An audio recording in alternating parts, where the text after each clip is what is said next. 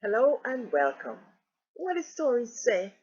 I'm Dr. Pauline Baird, your cultural bearer from the village of Buxton, Guyana.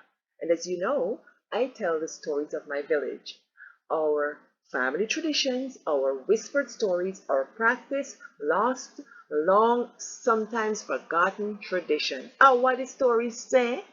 Well, last time, I told you stories about me and how my father gave me the pair of man shoes.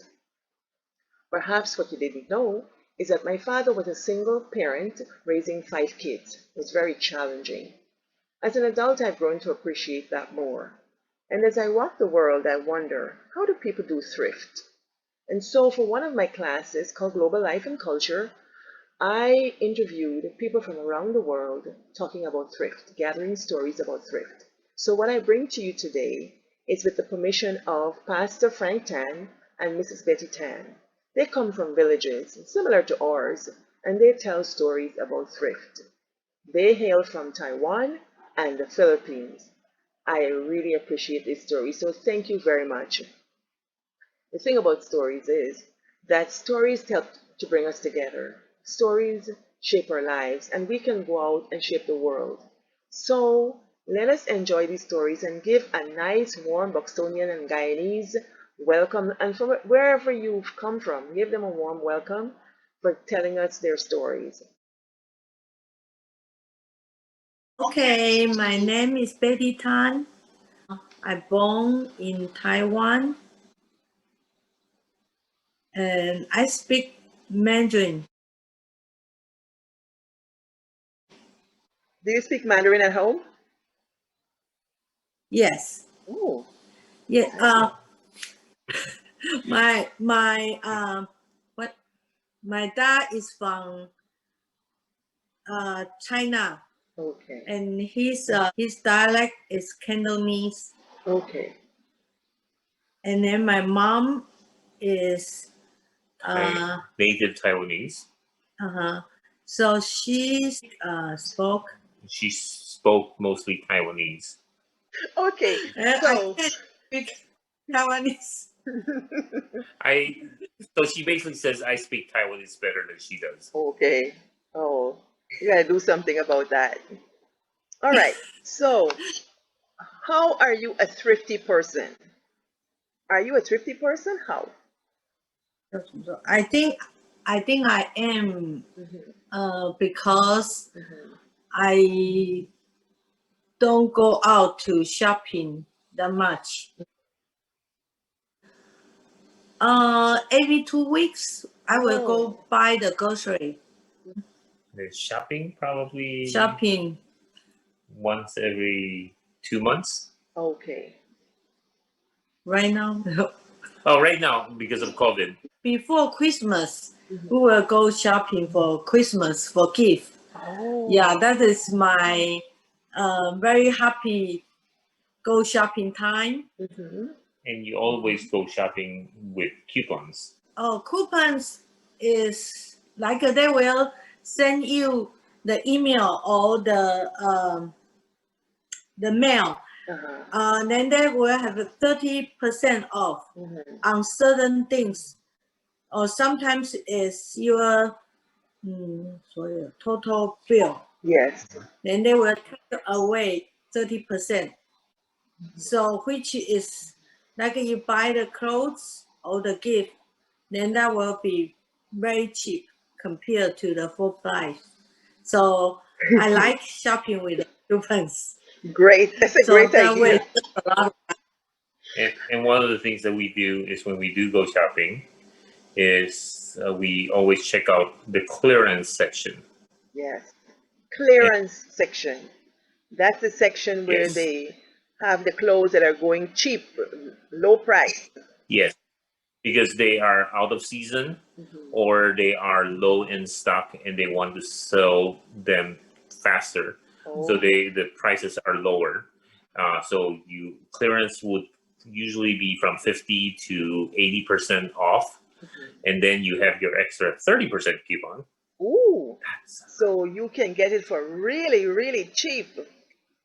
Very good. yes, so you can get it for 25% of the retail or less Right. sometimes. Now, In Taiwan, when you were growing up, were people thrifty? How did people save?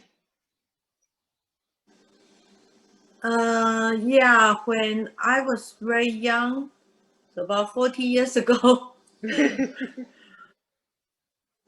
Taiwan is Very poor. yeah, still very poor. Yeah. So we just recover from Japan 怎么说 take over?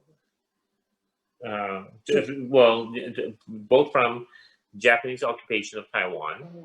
and then you also had World War II. Mhm. So as well as then the relationship with China.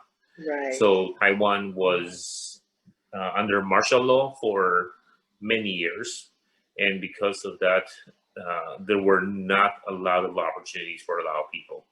So a lot of things were very strict, Yes. and food was rationed. Yeah. So we didn't have a lot of candy and allowance. The parents not necessarily give the kids money. Mhm. We need to be able to pay the fee to go to school, and then that is very important. And to buy a uniform to go to school, that is very important. I remember when I was young, my mom said I grew up too fast. So I tell her I need to have a new shoes to go to school, or new pants, and so she gave me the very big one. So when I walk to the school, one time with my friends, when I walk and my shoes is on the back, left behind because it's really big. And yeah, and one time when I go to school with the new pants, I have to hold the pants for the whole day because my pants will fall. So, to save money, then she gave you big clothes and big shoes so you can grow in it. Wow. That's Yes, that's a good she story. said at least, yeah, yeah, at least 2 years you need to wear these pants. You cannot outgrow the pants. I'm not give buy you a new pants again. For 2 years. Yeah, Wow. so That's good. Um, The hand downs are better. the what? Hand me downs are better. Yes, My and clothes were always my older brothers. hand me down. yeah, but I So, only have one sister. oh, I have one older sister and one younger brother. okay. Yeah, and then brother is male is more important in Oh, Chinese family. mhm. Yeah, Mhm. and he's the only boy in the family, so it's very very important. Okay. So Did So he he wear gets the big? new clothes. Did he get the of big course, clothes too? No, not much. No. Oh, he gets the clothes that fit. oh, I see. So in the Philippines, you got hand-me-downs, clothes from your older sister, your older brothers to wear. But in Taiwan, you had to get the big clothes to wear for at least 2 years. Wow. Um, what what was it like for your parents? They gave you the big clothes, but what did they wear? What did they do that was different for themselves? Wow. Yeah, So that yeah. must have been So hard. So yeah, maybe she thought your dad wasn't very thrifty. Maybe she was more uh, thrifty than your dad. How about the people in your neighborhood? What did they do similar things or different things? Can you share a story? Why don't you tell her about your neighborhood first, Kenton? 那怎么说？变成是 She So Betty grew up in a neighborhood that was filled with families who were veterans or retired soldiers. Mhm. So they had all served in the army.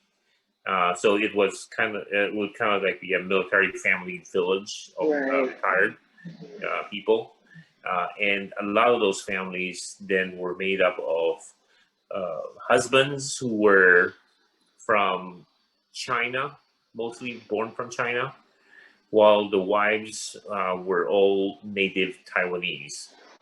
So they were young men when they moved to Taiwan from China during the time that the China underwent the civil war and the nationalist government uh, retreated to Taiwan. And a lot of the young men went with the nationalist government to Taiwan. And when they got there, there was very little opportunities for them. So almost everyone signed up to become a soldier Mhm. in the army or the armed forces. So it was a very diverse group. So let's talk about the lessons you learned from being thrifty, from going to the store and buying things on sale. What advice would you give to young people about living and shopping smart? Sometimes you can treat yourself better, but like American, that business always use the one word, you deserve it. So you can buy more because you deserve it. Mhm. But I don't believe that Oh. because uh, you deserve, everybody deserve being treated nice, but the things is not make you happy. So you, you can buy a lot of things, but that didn't bring you happiness. Mhm. So and you not really deserve to buy a lot of things. Well, you can if you like to buy something to treat yourself at the Christmas time at the birthday, that's fine. But if you buy the nice things every week or every day, and then that's not special anymore. What's your advice for them?